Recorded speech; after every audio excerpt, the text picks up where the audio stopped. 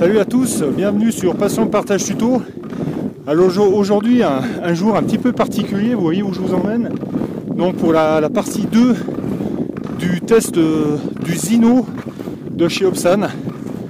Donc j'ai essayé de vous emmener dans un endroit un petit peu incongru et magnifique. Donc ce que je peux déjà vous dire, donc le gros point noir, comme je vous l'avais dit lors de la présentation, c'est vraiment le chargeur.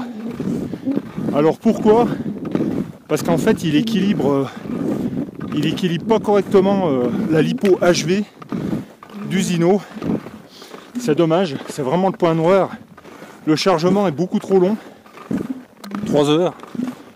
Alors il équilibre mal parce que moi perso le mien il équilibre les cellules à 4,30 alors que normalement une HV c'est 4,35. Donc ce que je fais, c'est que je booste déjà la charge avec un chargeur normal à 4,20. J'ai fait quelques petits tests donc pour vous donner des indications. Si vous chargez votre lipo à 4,20, ça vous donnera 13 minutes de vol. Et si vous poussez comme le mien qui charge à 4,30, ça me permet de voler 18 minutes, donc 5 minutes de plus.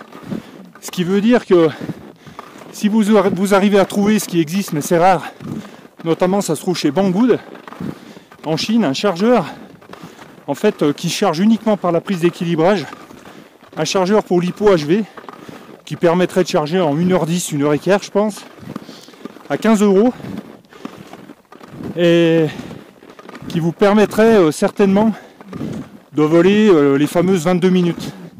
Voilà, donc je vais essayer de faire une vidéo un petit peu rapide des fonctionnalités du Zino, sans chercher à le mettre aux limites, simplement à tester ses fonctionnalités, voir si tout fonctionne dans un panorama grandiose. Je suis un peu essoufflé parce que là ça grimpe terrible. Donc à tout de suite pour le début de ce test.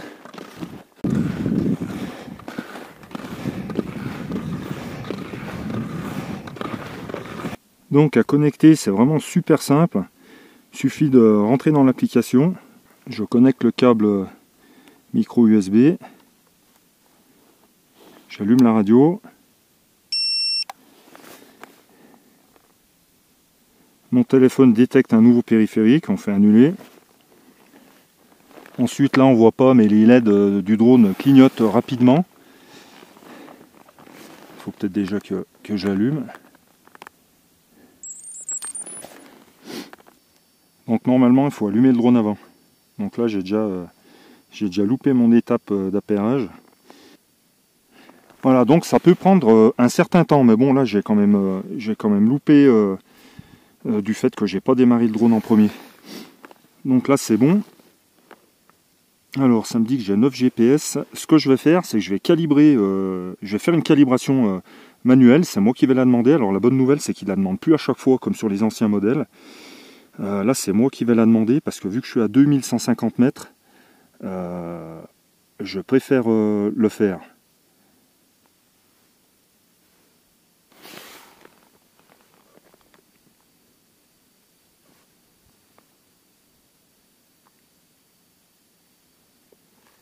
Voilà, donc le GPS c'est bon.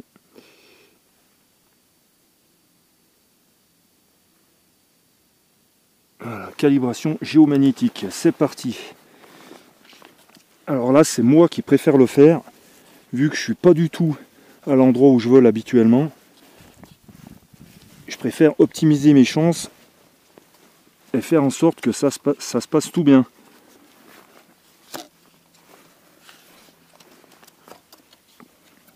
Voilà, donc c'est fait.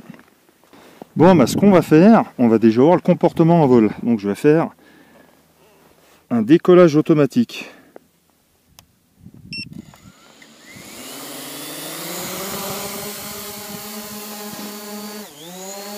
Voilà, alors ça je pense que ça vient du nouveau firmware en fait. Il monte à 1,50 m pour redescendre à peine à 1 m. Donc ça c'est bon, c'est pas mal, mais ils auraient pu quand même le faire stationner à 2 mètres. Bon, c'est pas trop gênant. Donc le comportement en vol, comme on a vu beaucoup, vous pouvez voir énormément sur internet, c'est regarder en fait au moment de démarrer, il a des comportements assez brusques. Alors tout ça c'est dû au fait que regardez, dès que je pousse un manche, regardez sur l'écran, en fait on passe quasiment instantanément entre 10 à 15%. Donc ça vient d'une zone morte qui est vraiment très prononcée. Ça, je pense qu'ils pourront tout à fait le corriger prochainement. Il faut vraiment aller très doucement sur les manches. Regardez, même si je suis très délicat. Ah, là, ça y est, il est parti tout doucement. Il faut vraiment être très délicat. Autrement, le comportement est vraiment assez bon. Il s'arrête net. Ça ne se voit absolument pas au niveau de la caméra. Hop, je le stoppe. Voilà, donc la nacelle stabilisée ou la gimbal fait vraiment bien son travail. Enfin, moi je trouve. Par contre, il a tendance, c'est vrai, regardez, il perd de l'altitude automatiquement dès qu'en fait on est poigné en coin. Dès qu'en fait on fait un vol rapide, il descend, il perd de l'altitude. Donc ça sera aussi à corriger, mais bon après moi personnellement ça me gêne pas plus que ça. Donc voilà pour le comportement en vol. On verra aussi, alors pas sur la radio, mais sur l'application en fait il y a un mode expert.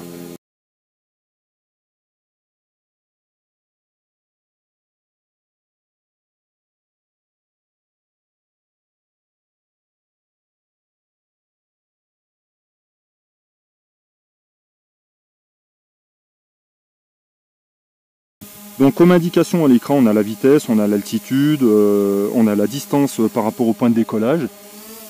Donc ce que je vais faire, c'est que je vais le monter un peu en altitude.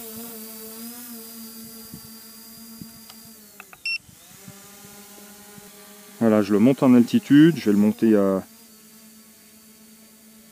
à 30 mètres, allez, ça suffit. On va aller de l'avant.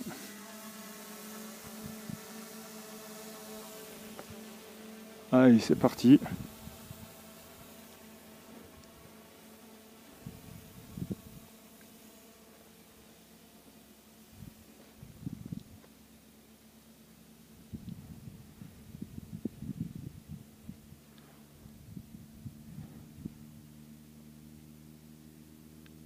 Allez, je suis à 130 mètres.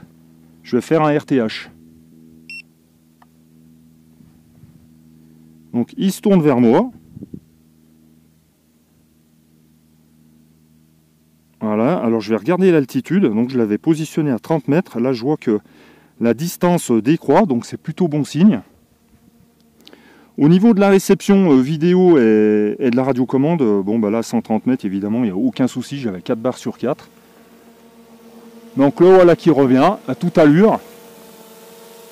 Il revient à peu près à 5 mètres secondes, hein, ce que j'ai pu voir. Voilà, il se positionne au-dessus de moi.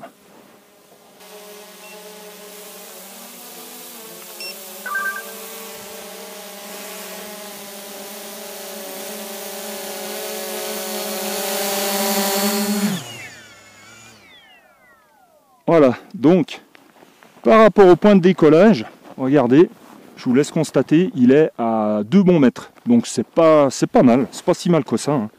On peut pas lui en vouloir pour ça. Donc c'est vraiment pas mal. RTH nickel à 130 mètres. Hein. Bon, aujourd'hui je suis pas là pour faire du crash test. Hein. Je vais pas l'emmener 1 km dans une vallée qui est complètement ouverte. En plus, je suis sur un couloir aérien ici, donc maximum c'est 30 mètres. Donc RTH super, décollage automatique ça va, mais il se positionne à 1 mètre de haut. Alors ce qu'on va faire, c'est commencer par tester les modes.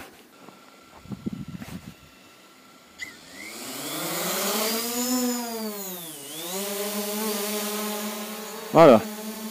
Alors le vol à rayon, c'est quoi? C'est-à-dire que le drone va dans une direction en autonomie sans que vous touchiez la radiocommande. Donc ça peut être sympa. Donc on va le faire. Alors, je vais le tourner vers moi. Je vais le monter un peu. L'angle, moi je vais mettre... Si vous mettez 0 degré, il va venir vers vous. Si vous mettez 90, il va aller sur sa droite. Donc moi je vais mettre 180 degrés. Et en fait c'est là qu'il va se mettre à reculer en ligne droite sur une longueur donnée. Allez, 179, 192, c'est un petit peu délicat à mettre pile. Voilà, 180. Distance 10 mètres. Moi je vais lui dire, eh ben, tu vas reculer de 40 mètres. Alors, ben, je vais l'approcher un peu de moi. À une vitesse de 1 mètre seconde. Il me demande itinéraire de vol. Je filme en même temps. Je fais itinéraire. Il me demande recommencer ou exécution immédiate. Je fais exécution immédiate.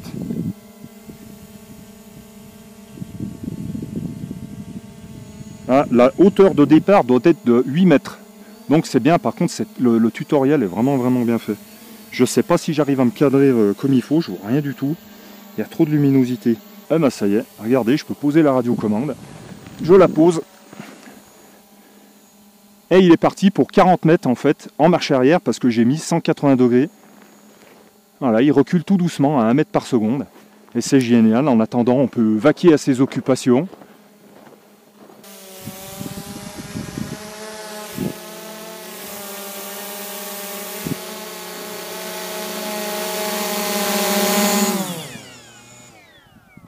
Eh ben, je crois que j'ai perdu le signal. Ma radio s'est éteinte carrément. Et ben voilà, ben comme ça a fait l'essai de couper sa radio. Alors je ne sais pas du tout pourquoi elle s'est coupée, mais en fait il est revenu à son point de départ. Donc je ne sais pas pourquoi la radio s'est éteinte. Donc ça c'est un point qui me chagrine un petit peu, mais en tout cas le RTH a parfaitement fonctionné. Je me demandais pourquoi en fait il avait... Je pense qu'en fait c'est cette fameuse application, en fait j'avais pas vraiment testé mieux que ça. Qui a fait planter l'application, ça m'a même éteint la radio. Donc le drone est revenu est revenu tout seul, quoi, impeccable, heureusement d'ailleurs. Je me demandais pourquoi il revenait vers moi. Donc voilà en fait à quoi sert cette fonction. Donc il y a encore des petits points améliorés quand même. Bon, je sais que personnellement moi je m'en servirais pas de cette appli, je me servirais pas de cette fonction. Mode encercle. Donc on a tout un tutoriel qui nous dit qu'on peut monter, descendre, on peut le faire aller dans le sens anti-horaire, dans le sens horaire. Bon, j'ai compris. Alors altitude de vol, il faut être à 7 mètres minimum. Donc là je suis à, je sais pas, je vois plus. Donc la télécommande comme point d'intérêt ou définir la position actuelle comme point d'intérêt. En fait, si je le mettais au-dessus de ma tête, bah, ça serait le point d'intérêt. Là maintenant, le point d'intérêt, bah, c'est mon téléphone. Mais je vais mettre télécommande comme point d'intérêt et je vais faire suivant. Rayon actuel, donc je suis à 14 mètres, altitude de vol 7 mètres. Ben, je vais faire exécution automatique. Et il est parti.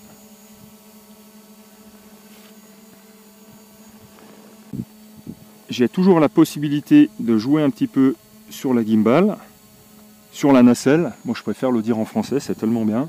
La nacelle stabilisée. Donc là il fait le tour de la radio à une vitesse de 1 mètre par seconde. On peut accélérer, on peut lui donner l'altitude, pas de problème. Alors par contre, si j'essaye de reprendre, alors je peux le faire pivoter sur lui-même, je ne peux pas l'incliner.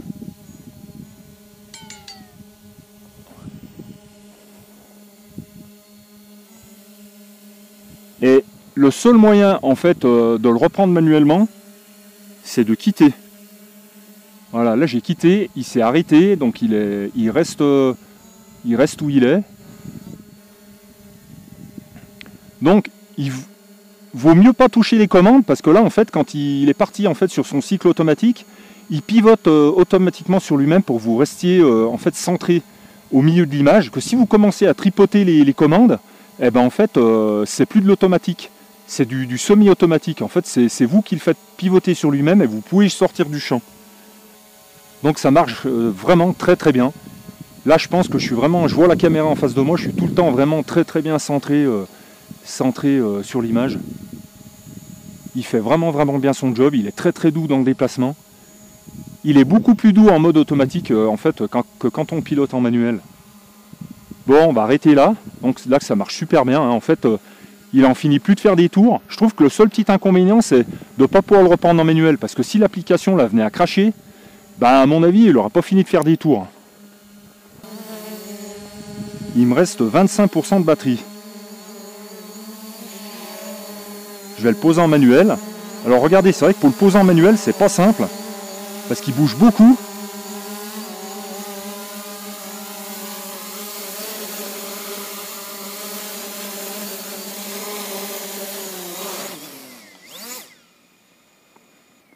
Voilà.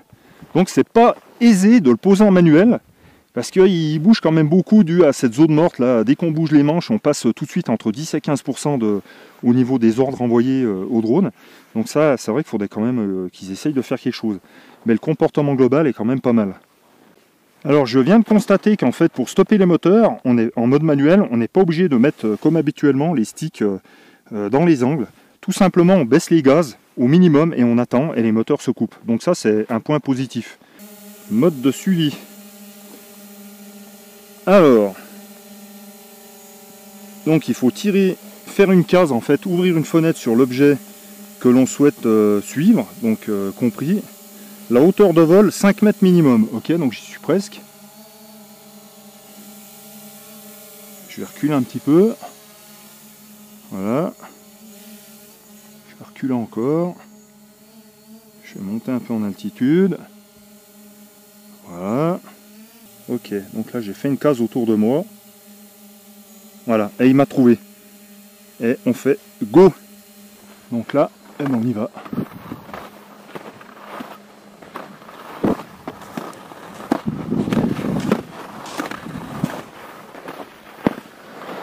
Ah, il arrive, il arrive, il arrive, il arrive.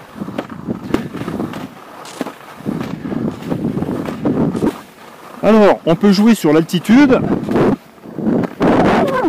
Parce qu'il a tendance à descendre avec la vitesse. Hein. Je pense pas qu'on puisse faire une grande descente de ski avec. Là, il est à 3 mètres secondes. Voilà, il me suit toujours. Je suis toujours bien centré sur l'écran, il n'y a pas de souci. Voilà, maintenant, je vais essayer de le contrarier. Je me retourne d'un coup et je repars dans l'autre sens. Là, qui se stoppe. Il est là, il recule. Il recule, il se stabilise. C'est vachement bien foutu. Est-ce qu'il va me perdre? Ah, je suis allé trop vite. Qu'est-ce qu'il me dit? Je pense qu'il m'a perdu. Je l'ai trop contrarié là. Je suis allé beaucoup trop vite, c'était voulu. Donc on va recommencer. En fait, il a essayé de me chercher automatiquement. C'est quand même pas mal. Hein. Il a bougé la nacelle.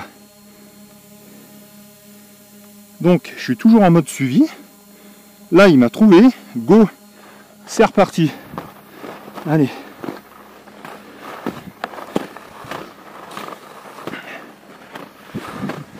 Ouais, en fait, quand j'ai fait mon demi-tour, j'étais tellement près de lui, il n'a pas aimé du tout. Parce qu'il a dû se reculer d'un coup, mais c'est quand même vachement bien foutu.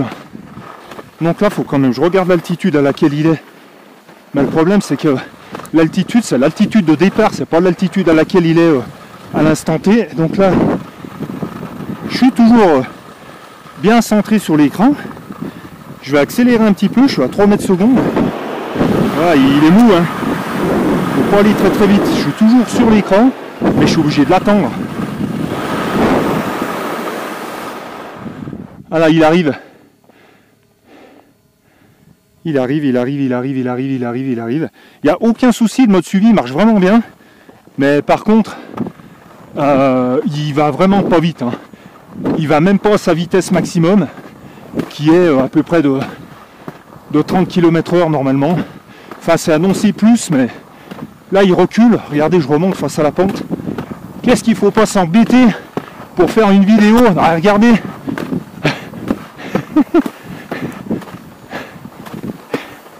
Il recule. Donc c'est plutôt fait pour des balades à pied, mais c'est pas fait pour du sport extrême. Parce qu'il réagit. Par contre, il suit très bien. Je suis toujours bien localisé sur le téléphone. Il suit vraiment très bien. En fait, il bouge la nacelle aussi automatiquement. C'est vachement bien foutu. Donc pour les randos à pied, ça sera vraiment génial. Si je vais doucement, voilà, je m'approche de lui, il recule. Ah, c'est bien foutu quand même. Le seul problème, c'est le maintien de l'altitude, évidemment, qui se fait pas par rapport au sol. Mais c'est quand même bien fichu. Allez, on va faire un peu de ski en marche arrière. Voilà, il arrive, il me suit, il n'y a pas de souci. Allez, on va cesser là pour le mode suivi qui fonctionne vraiment bien. Alors, actuellement, au mode suivi, je vois deux problèmes, pas vraiment majeurs, mais deux problèmes. C'est donc sa vitesse qui est limitée. Je ne sais pas pourquoi. Certainement par rapport au... Vu qu'il y a une liaison avec le téléphone qui fait qu'en fait on est ciblé sur le téléphone, ça demande peut-être trop de ressources aussi aux pros, je sais pas, du drone ou du téléphone, j'en sais rien. Donc la vitesse est limitée, c'est pas très rapide. Et évidemment, le drone en fait, il prend pour altitude le point de décollage. C'est-à-dire que si vous le mettez à 10 mètres et puis vous grimpez, vous faites de la grimpe, et au bout d'un moment, vos drones, vous allez être obligé de mettre des gaz parce que sinon il va rentrer dans le flanc de la montagne. Ou alors il va prendre de l'altitude si vous descendez en vallée. Voilà. Donc en fait, c'est pas une distance par rapport au sol, comme par exemple le Mavic Pro, qui lui a un capteur de niveau de hauteur par rapport au sol, il restera tout le temps à 30 mètres. Mais le Zino, donc ça ira bien plutôt si vous, de temps en temps, c'est vous qui compensez les gaz. Voilà quoi, donc c'est vraiment ça les deux problèmes. Autrement, le suivi, il fonctionne vraiment à merveille. Donc il joue sur la nacelle, sur l'inclinaison de la caméra. Il joue sur sa rotation, il recule, il avance. Vraiment, je trouve ça c'est vraiment abouti. Moi, pour le moment, je trouve qu'il me plaît. Alors, ce que je vais faire, je suis désolé, je m'en excuse, je ne vais pas pouvoir tester toutes les fonctions. Il reste en fonction les waypoints. Alors, les waypoints, de toute façon, c'est un peu comme le mode en cercle. C'est-à-dire que, en fait, vous sélectionnez, c'est pas vraiment pareil, mais en fait, c'est un cheminement automatique, un parcours. En fait, vous êtes sur Google Maps. Je vais vous montrer. La petite aiguille qu'on voit, ça, c'est la position de décollage. La petite flèche bleue, c'est la position du drone.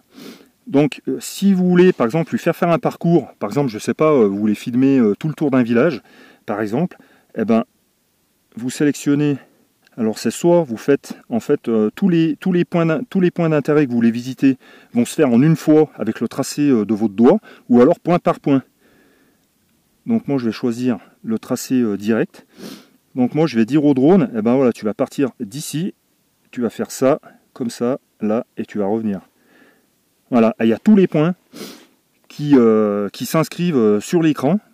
Et donc ensuite, vous allez faire enregistrer, décoller, machin. Il va y aller, il va faire tous les points. Vous pouvez sélectionner, pour chaque point, vous pouvez sélectionner l'altitude, le temps en fait de stationnement de tous les points. Alors ça, bon, c'est assez complexe, il faut s'y prendre bien à l'avance.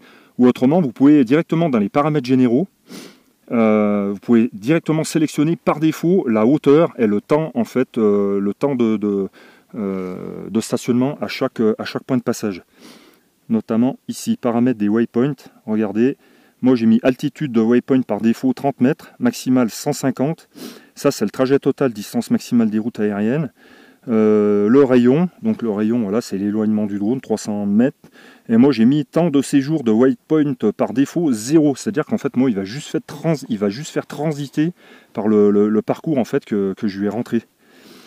J'ai mis aucun temps de stationnement en fait au point de passage. Voilà, mais vous pouvez le faire stationner à chaque point à 5 secondes, 10 secondes, 20 secondes.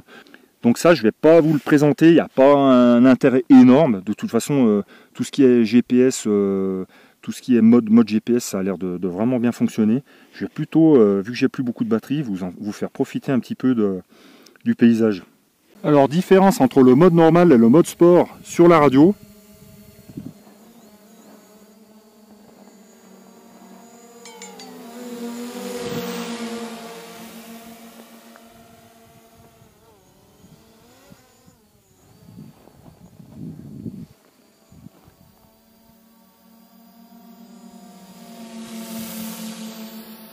Non, il est à presque 8 mètres, presque à 9 mètres secondes. Je vais passer en mode sport pour voir la différence.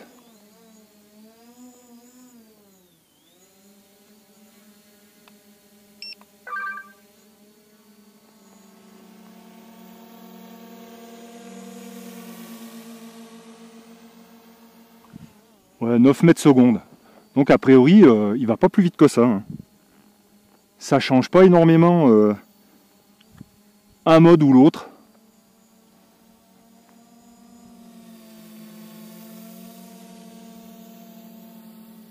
« 8,5 en mode normal. Je refais un essai. «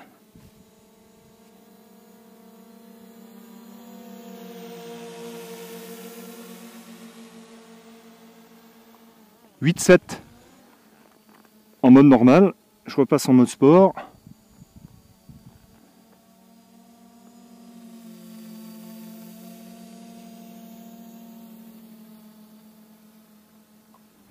Ouais, il va pas plus vite. Hein. Il n'y a aucun changement, effectivement.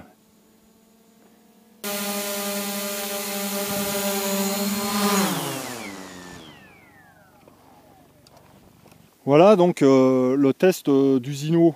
Alors c'est vrai qu'il n'est pas vraiment complet parce que je n'ai pas testé tous les modes. Je manque de batterie. Hein. Là j'ai passé 2 batteries, mais il m'en aurait fallu une 3e. Mais quoi qu'il en soit, les modes principaux fonctionnent vraiment très très bien. Le mode suivi marche super bien. Alors effectivement pour un mode plutôt randonnée, mais pas sport, parce que le drone ne se déplace pas assez vite. Le GPS fonctionne très bien. Au niveau réception, je trouve que ça fonctionne très bien. Les commandes, le retour vidéo est très très bon. Bon là je suis vraiment en champ complètement libre. Je n'ai pas fait un maximum à longue range. Parce que voilà, ce sont mes premiers vols. Donc vous avez déjà vu en fait une fois ma radiocommande en fait s'est coupée. Donc il est revenu tout seul, donc dû au bug de l'application, notamment dans le mode vol à rayon. Donc il fonctionne a priori, on va dire aléatoirement. Je l'avais déjà essayé, ça fonctionnait bien, mais là bon apparemment l'application a craché. Le drone est revenu tout seul. Donc moi je trouve quand même qu'il est vraiment stable. Le GPS fonctionne bien, le mode suivi fonctionne bien, le mode panoramique ou mode cercle fonctionne vraiment très bien. Moi je trouve que c'est quand même un bel engin. Et on ne peut pas non plus tout lui reprocher. Voilà, donc moi mon avis, voilà, il est plutôt positif sur ce drone. Eh bien écoutez, à la prochaine sur Passion Partage Tuto. N'hésitez pas surtout si vous avez des questions, j'essaierai d'y répondre parce que j'ai évidemment certainement pas tout dit. Imaginez bien que faire une vidéo dans un contexte comme celui-ci, bon c'est très agréable mais c'est quand même pas évident. Voilà, il y a pas mal de paramètres à prendre en compte. Hein, voilà. Donc j'espère que ça vous aura plu et puis dépaysez un petit peu. Et à la prochaine. À bientôt.